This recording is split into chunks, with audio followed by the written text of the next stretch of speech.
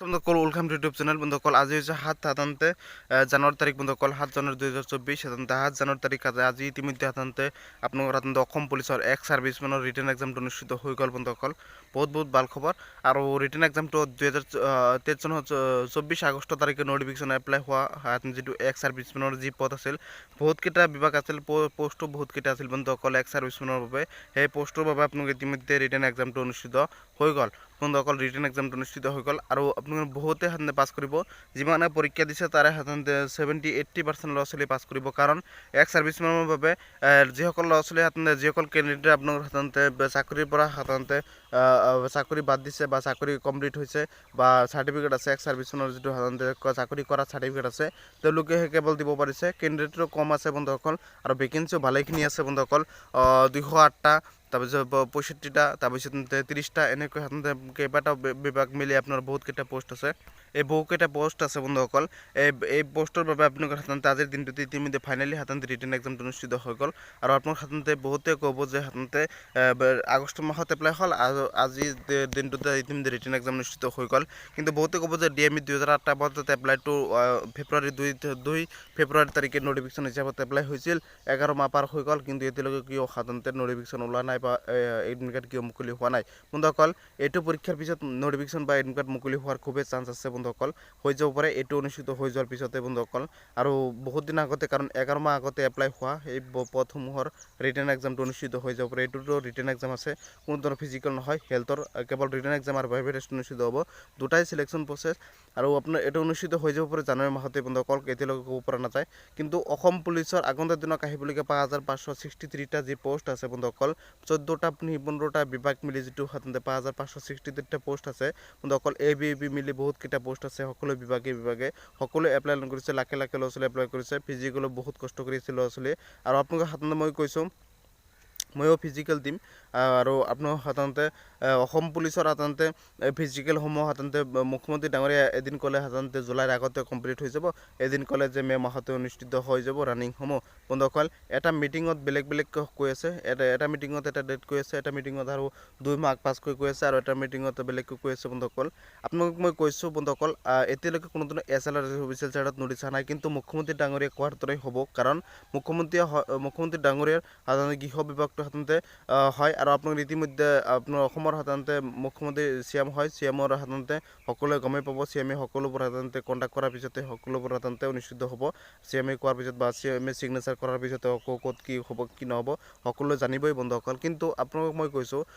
মে' মাহতে সাধাৰণতে এপ্ৰিল মাহতে ইলেকশ্যন শেষ হ'ব। বন্ধুসকল এপ্ৰিল মাহতে ইলেকশ্যন শেষ হ'লে তাৰপিছত ফিল্ডসমূহ ঠিক কৰিব লাগিব। এটা কথা, ফিল্ডসমূহ ঠিক কৰিব লাগিব। এডমিট কাৰ্ড লাখে ল'ৰা ছোৱালী এপ্লাই কৰিছে, এডমিট কাৰ্ড মুকলি কৰি দিব লাগিব। ইলেকশ্যনৰ আগতেতো এডমিট কাৰ্ড মুকলি নহয়, ইলেকশ্যনৰ পিছতে হ'ব। মোটামুটি জুন মাহতে অনুষ্ঠিত হৈ যাব ফিজিকেলসমূহ, আপোনালোকে কওক। আৰু জুন মাহতে ফাইনেলি, আৰু মে' মাহতে কিন্তু এডমিট কাৰ্ড অহাৰ খুবেই চান্স আছে, আৰু ফিল্ডসমূহ ঠিক কৰাৰ খুবেই চান্স আছে। ডেটটো SLR অফিচিয়েল চাইডতো সাধাৰণতে মে' মাহতে নটিছ প্ৰকাশ পাব, বা 2 দিনৰ ভিতৰতে বা 26 জানুৱাৰী তাৰিখে প্ৰকাশ পোৱাৰ সম্ভাৱনা আছে অসম পুলিচৰ সাধাৰণতে ফিজিকেল ডেটটো। আৰু আপোনাৰ সাধাৰণতে অসম পুলিচৰ যিটো ফিজিকেল অনুষ্ঠিত হ'ব, তাৰপিছত ৰিটেন এক্সাম হ'ব, তাৰপিছত ভাইভা টেষ্ট হ'ব, তাৰপিছত ফিজিকেলৰ লগত মেডিকেল হ'ব, তাৰপিছত ৰিটেন এক্সাম হ'ব, ৰিটেন এক্সাম ভাইভা টেষ্ট হ'ব। বন্ধুসকল ৰিটেন আৰু ভাইভা দুটা কিন্তু সাধাৰণতে ৰিটেনৰ ভিতৰতে পঢ়া শুনাৰ ভিতৰতে পৰে। বন্ধুসকল কেৱল ফিজিকেলৰ বাবে ৰানিং কৰি দিলে আপুনি কেতিয়াও পাছ কৰিব পৰা সম্ভৱ নহয়। বন্ধুসকল মই ডাইৰেক্ট কৈছোঁ, কেতিয়াও সম্ভৱপৰ নহয়। আৰু আপোনাৰ যদি গেট 3 গেট 4 ভেকেঞ্চিটো কৰিছে, তেনেহ'লে পঢ়া শুনা নকৰাকৈ কেতিয়াও পাছ কৰিব নোৱাৰিব। আৰু অসম পুলিচত ফিজিকেল পাছ কৰিলে হাই নাম্বাৰ পালেও যদি পঢ়া শুনা নকৰে, তেনেহ'লে কিন্তু ডাইৰেক্ট ফেইল কৰিব। মই ডাইৰেক্ট কৈছোঁ বন্ধুসকল, কাৰণ ইয়াতে ৰিটেন এক্সাম হ'ব, ভাইভা টেষ্ট হ'ব। ৰিটেন এক্সাম যদি কিবা কিবি ফাং ফুং কৰি যদি পাছ কৰে, আপোনালোকৰ সাধাৰণতে বনাই ক্লিক কৰি বা চিপত যদি পাছ কৰে, তাৰপিছত ভাইভা টেষ্টত ফচি যাব। কাৰণ মুখে যিবোৰ প্ৰশ্ন ধৰা হ'ব, আপোনালোকে পঢ়া নজনাকৈ যিসকল সাধাৰণতে সকলো সাধাৰণতে বিভাগৰ ওপৰত 2-3টাকৈ কুৱেশ্যন সোধা হ'ব ফাইনেলি। আৰু আপোনালোক মই কৈছোঁ, এটা ভাইভা টেষ্টত 3-4জনকো মাতিব পাৰে, বা 2জনকৈ মাতিব পাৰে, বা 3-4জন মাতিব পাৰে, কাৰণ কেণ্ডিডেট বেছি হ'লে। বন্ধুসকল তাতে এটা ৰাখিব আৰু গোটেইটা ফিল কৰিব। সেইবাবে কৈছোঁ ফাইনেলিষ্টতো বহুতো নাম আহিব নাহিব। আৰু আপোনালোকৰ পোষ্টটো সাধাৰণতে 35খন জিলাৰ ভিতৰত 63টা পোষ্টৰ ভিতৰত কাষ্ট চাৰ্টিফিকেটে বহুত পোষ্ট খাই পেলাইছে আৰু আপোনালোকৰ হাতত খাই পেলাইছে মানে কি আৰু কাষ্ট চাৰ্টিফিকেটে তেওঁলোকক দিছে ভাল কথা আৰু তেওঁলোকক SC ST OBC MOBCৰ বাবে তেওঁলোকক পোষ্টসমূহ ৰিজাৰ্ভেশ্যন ৰাখিছে বহুত ভাল পাইছোঁ ময়ো ভাল পাইছোঁ কাৰণ তেওঁলোকে সাধাৰণতে চাকৰি নাপায় যিমান কষ্ট জেনেৰেল ল'ৰা ছোৱালীৰ লগত তেওঁলোকে টক্কৰ মাৰি কেতিয়াও চাকৰি ল'ব পৰা নাযায় আৰু সেইবাবে তেওঁলোকে পোষ্ট দিছে বহুত ভাল পাইছোঁ ময়ো ভাল পাইছোঁ আৰু অসম চৰকাৰৰ ফালৰ পৰা দিছে সকলো বিভাগতে দিয়ে আৰু এইটো কেন্দ্ৰতো দিয়ে ভাল পাইছোঁ আৰু আপোনালোকৰ সাধাৰণতে যিটো সাধাৰণতে অসম চৰকাৰে এই ফিজিকেলসমূহ সাধাৰণতে মোটামুটি জুন মাহতে সাধাৰণতে অনুষ্ঠিত হোৱাৰ খুবেই চান্স আছে আৰু জুলাই আগতে সাধাৰণতে ৰিটেন এক্সাম অনুষ্ঠিত হোৱাৰ চান্স আছে জুলাই কমপ্লিট হোৱাৰ আগতে জুলাই মাহতে হ'ব ৰিটেন এক্সাম আৰু যদি পিছুৱাই যায় আৰু পিছুৱাই যাব জুলাই মাহত যাই পাবগৈ জুন জুলাই আগষ্ট মাহত যাই পাবগৈ কিন্তু মে' মাহৰ আগতে জুন মাহৰ আগতে মোৰ মতে নহয় মে' মাহৰ কথা কৈছে মে' মাহত এদিন কাটাৰ উপৰি আৰু আপোনাৰ যিবোৰ আছে আপোনাৰ সাধাৰণতে ফিল্ডসমূহ আছে এইবোৰ ঠিক কৰোঁতে 15 দিন 20 দিন বা 25 দিন আগতে বা 20 দিন আগতে এদিন মুকলি কৰি দিবই লাগিব অসম পুলিচৰ জানে সকলোৱে বন্ধুসকল আৰু নোটিছত উল্লেখ কৰিব লাগিব আৰু নোটিছ আহিব SL অফিচিয়েল ৱেবছাইটত লগে জনাই দিম সকলোৱে ছাপোৰ্ট মৰম আশীৰ্বাদ জনাব আৰু অসম পুলিচত কেৱল ফিজিকেল পাছ কৰিলে কিন্তু নহ'ব বন্ধুসকল ৰিটেন এক্সাম ভাইভা টেষ্ট আছে দুটা কেৱল পঢ়া শুনাৰ ওপৰত যাব যিসকলে কেৱল ফিজিকেলৰ বাবে কষ্ট কৰি আছে বা পঢ়া শুনা কমকৈ কৰি আছে তেওঁলোকৰ বাবে সেই পোষ্টৰ বাবে আপোনালোকে ইতিমধ্যে ৰিটেন এক্সামটো অনুষ্ঠিত হৈ গ'ল বন্ধুসকল ৰিটেন এক্সামটো অনুষ্ঠিত হৈ গ'ল আৰু আপোনালোকে বহুতে সাধাৰণতে পাছ কৰিব যিমানে পৰীক্ষা দিছে তাৰে সাধাৰণতে 70-80% ল'ৰা ছোৱালী পাছ কৰিব কাৰণ এক্স ছাৰ্ভিচমেনৰ বাবে যিসকল ল'ৰা ছোৱালী সাধাৰণতে যিসকল কেণ্ডিডেট আপোনালোকৰ সাধাৰণতে চাকৰিৰ পৰা সাধাৰণতে চাকৰি বাদ দিছে বা চাকৰি কমপ্লিট হৈছে বা চাৰ্টিফিকেট আছে এক্স ছাৰ্ভিচমেনৰ যিটো সাধাৰণতে চাকৰি কৰা চাৰ্টিফিকেট আছে তেওঁলোকেহে কেৱল দিব পাৰিছে কেণ্ডিডেটৰো কম আছে বন্ধুসকল আৰু ভেকেঞ্চিও ভালেখিনি আছে বন্ধুসকল 208টা তাৰপিছত 65টা তাৰপিছত 30টা এনেকৈ সাধাৰণতে কেইবাটাও বিভাগ মিলি আপোনাৰ বহুতকেইটা পোষ্ট আছে এই বহুকেইটা পোষ্ট আছে বন্ধুসকল এই পোষ্টৰ বাবে আপোনালোকৰ সাধাৰণতে আজিৰ দিনটোতে ইতিমধ্যে ফাইনেলি সাধাৰণতে ৰিটেন এক্সামটো অনুষ্ঠিত হৈ গ'ল আৰু আপোনালোকৰ সাধাৰণতে বহুতে ক'ব যে সাধাৰণতে আগষ্ট মাহত এপ্লাই হ'ল আৰু আজি দিনটোতে ইতিমধ্যে ৰিটেন এক্সাম অনুষ্ঠিত হৈ গ'ল কিন্তু বহুতে ক'ব যে DME 2008 বছৰত এপ্লাইটো ফেব্ৰুৱাৰী 2 ফেব্ৰুৱাৰী তাৰিখে নটিফিকেশ্যন হিচাপত এপ্লাই হৈছিল 11 মাহ পাৰ হৈ গ'ল কিন্তু এতিয়ালৈকে কিয় সাধাৰণতে নটিফিকেশ্যন ওলোৱা নাই বা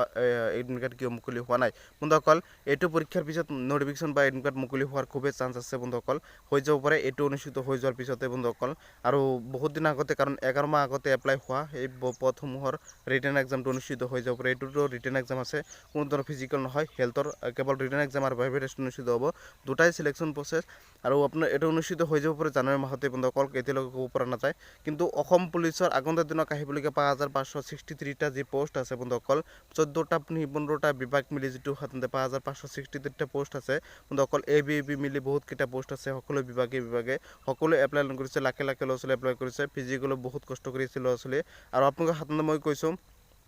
ময়ো ফিজিকেল দিম আৰু আপোনালোক সাধাৰণতে অসম পুলিচৰ সাধাৰণতে ফিজিকেলসমূহ সাধাৰণতে মুখ্যমন্ত্ৰী ডাঙৰীয়া এদিন ক'লে সাধাৰণতে জুলাইৰ আগতে কমপ্লিট হৈ যাব এদিন ক'লে যে মে' মাহতে অনুষ্ঠিত হৈ যাব ৰানিংসমূহ বন্ধুসকল এটা মিটিঙত বেলেগ কৈ আছে এটা মিটিঙত এটা ডেট কৈ আছে এটা মিটিঙত আৰু 2 মাহ পাছকৈ কৈ আছে আৰু এটা মিটিঙত বেলেগকৈ কৈ আছে বন্ধুসকল আপোনালোকক মই কৈছোঁ বন্ধুসকল এতিয়ালৈকে কোনো ধৰণৰ SLR অফিচিয়েল চাইটত নটিছ নাই কিন্তু মুখ্যমন্ত্ৰী ডাঙৰীয়া কোৱাৰ দৰে হ'ব কাৰণ মুখ্যমন্ত্ৰী ডাঙৰীয়াৰ সাধাৰণতে গৃহ বিভাগটো সাধাৰণতে হয় আৰু আপোনালোকে ইতিমধ্যে আপোনাৰ অসমৰ সাধাৰণতে মুখ্যমন্ত্ৰী CM হয় CMৰ সাধাৰণতে সকলোৱে গমেই পাব CM সকলোবোৰ সাধাৰণতে কণ্টেক্ট কৰাৰ পিছতে সকলোবোৰ সাধাৰণতে অনুষ্ঠিত হ'ব CM কোৱাৰ পিছত বা CM চিগনেচাৰ কৰাৰ পিছতে ক'ত কি হ'ব কি নহ'ব সকলোৱে জানিবই বন্ধুসকল কিন্তু আপোনালোকক মই কৈছোঁ মে' মাহতে সাধাৰণতে এপ্ৰিল মাহতে ইলেকশ্যন শেষ হ'ব বন্ধুসকল এপ্ৰিল মাহতে ইলেকশ্যন শেষ হ'লে তাৰপিছত ফিল্ডসমূহ ঠিক কৰিব লাগিব এটা কথা ফিল্ডসমূহ ঠিক কৰিব লাগিব এডমিট কাৰ্ড লাখে ল'ৰা ছোৱালী এপ্লাই কৰিছে এডমিট কাৰ্ড মুকলি কৰি দিব লাগিব ইলেকশ্যনৰ আগতেতো এডমিট কাৰ্ড মুকলি নহয় ইলেকশ্যনৰ পিছতে হ'ব মোটামুটি জুন মাহতে অনুষ্ঠিত হৈ যাব ফিজিকেলসমূহ আপোনালোকে কওক আৰু জুন মাহতে ফাইনেলি আৰু মে' মাহতে কিন্তু এডমিট কাৰ্ড অহাৰ খুবেই চান্স আছে আৰু ফিল্ডসমূহ ঠিক কৰাৰ খুবেই চান্স আছে ডেটটো SLR অফিচিয়েল চাইটতো সাধাৰণতে মে' মাহতে নোটিছ প্ৰকাশ পাব বা 2 দিনৰ ভিতৰতে বা 26 সাধাৰণতে 26 জানুৱাৰী তাৰিখে প্ৰকাশ পোৱাৰ সম্ভাৱনা আছে অসম পুলিচৰ সাধাৰণতে ফিজিকেল ডেটটো আৰু আপোনাৰ সাধাৰণতে অসম পুলিচৰ যিটো ফিজিকেল অনুষ্ঠিত হ'ব তাৰপিছত ৰিটেন এক্সাম হ'ব তাৰপিছত ভাইভা টেষ্ট হ'ব তাৰপিছত ফিজিকেলৰ লগত মেডিকেল হ'ব তাৰপিছত ৰিটেন এক্সাম হ'ব ৰিটেন এক্সাম ভাইবা টেষ্ট হ'ব বন্ধুসকল ৰিটেন আৰু ভাইবা দুটা কিন্তু সাধাৰণতে ৰিটেনৰ ভিতৰতে পঢ়া শুনাৰ ভিতৰতে পৰে বন্ধুসকল কেৱল ফিজিকেলৰ বাবে প্লানিং কৰি দিলে আপুনি কেতিয়াও পাছ কৰিব পৰা সম্ভৱ নহয় বন্ধুসকল মই ডাইৰেক্ট কৈছোঁ কেতিয়াও সম্ভৱপৰ নহয় আৰু আপোনাৰ যদি গেট 3 গেট 4 ভেকেঞ্চিটো কৰিছে তেনেহ'লে পঢ়া শুনা নকৰাকৈ কেতিয়াও পাছ কৰিব নোৱাৰিব আৰু অসম পুলিচত ফিজিকেল পাছ কৰিলে হাই নাম্বাৰ পালেও যদি পঢ়া শুনা নকৰে তেনেহ'লে কিন্তু ডাইৰেক্ট ফেইল কৰিব মই ডাইৰেক্ট কৈছোঁ বন্ধুসকল কাৰণ ইয়াতে ৰিটেন এক্সাম হ'ব ভাইবা টেষ্ট হ'ব ৰিটেন এক্সাম যদি কিবা কিবি ফাং ফুং কৰি যদি পাছ কৰে আপোনালোকৰ সাধাৰণতে অনাই বনাই ক্লিক কৰি বা ওমেৰ চিপত যদি পাছ কৰে তাৰপিছত ভাইবা টেষ্টত ফচি যাব কাৰণ মুখে মুখে যিবোৰ প্ৰশ্ন ধৰা হ'ব আপোনালোকে পঢ়া নুশুনাকৈ নজনাকৈ যিসকল সাধাৰণতে সকলো সাধাৰণতে বিভাগৰ ওপৰত দুটা তিনিটাকৈ কুৱেশ্যন সোধা হ'ব ফাইনেলি আৰু আপোনাক মই কৈছোঁ এটা ভাইবা টেষ্টত 3জন 4জনকো মাতিব পাৰে বা 2জনকৈ মাতিব পাৰে বা 3জন 4জন মাতিব পাৰে কাৰণ কেণ্ডিডেট বেছি হ'লে বন্ধুসকল তাতে এটা সেই ৰাখিব আৰু গোটেইটা সেই ফিল কৰিব সেইবাবে কৈছোঁ ফাইনেলিষ্টতো বহুতো নাম নাহিব আৰু আপোনালোকৰ পোষ্টটো সাধাৰণতে 35খন জিলাৰ ভিতৰত 5063টা পোষ্টৰ ভিতৰত কাষ্ট চাৰ্টিফিকেটে বহুত পোষ্ট খাই পেলাইছে আৰু আপোনালোকৰ সাধাৰণতে খাই পেলাইছে মানে কি আৰু কাষ্ট চাৰ্টিফিকেটে তেওঁলোকক দিছে ভাল কথা আৰু তেওঁলোকক SC ST OBC OBCৰ বাবে তেওঁলোকক পোষ্টসমূহ ৰিজাৰ্ভেশ্যন ৰাখিছে বহুত ভাল পাইছোঁ ময়ো ভাল পাইছোঁ কাৰণ তেওঁলোকে সাধাৰণতে চাকৰি নাপায় যিমান কষ্ট জেনেৰেল ল'ৰা লগত তেওঁলোকে টক্কৰ মাৰি কেতিয়াও চাকৰি ল'ব পৰা নাযায় আৰু সেইবাবে তেওঁলোকে পোষ্ট দিছে বহুত ভাল পাইছোঁ ময়ো ভাল পাইছোঁ আৰু অসম চৰকাৰৰ ফালৰ পৰা দিছে সকলো বিভাগতে দিয়ে আৰু এইটো কেন্দ্ৰতো দিয়ে ভাল পাইছোঁ আৰু আপোনালোকৰ সাধাৰণতে যিটো সাধাৰণতে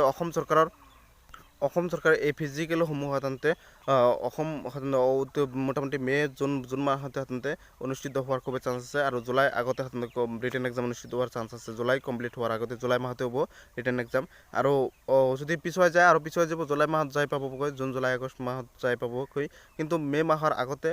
জুন মাহৰ আগতে মোৰ মতে নহয় মে মাহৰ কথা কৈছে মে মাহত এদিন কাটাৰ উপৰি আৰু আপোনাৰ যিবোৰ